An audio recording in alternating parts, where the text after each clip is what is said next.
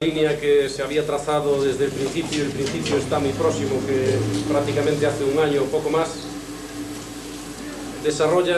pretende desarrollar una serie de actividades siempre relacionadas con la profesión periodística. En este caso hemos elegido una actividad que indudablemente está estrechamente vinculada con la profesión, con la redacción gráfica.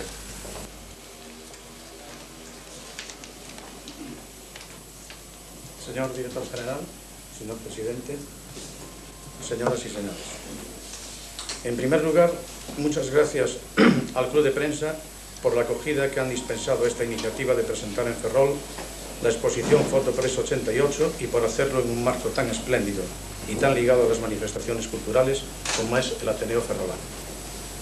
La Fundación Caja de Pensiones, al plantearse hace ya 6 años la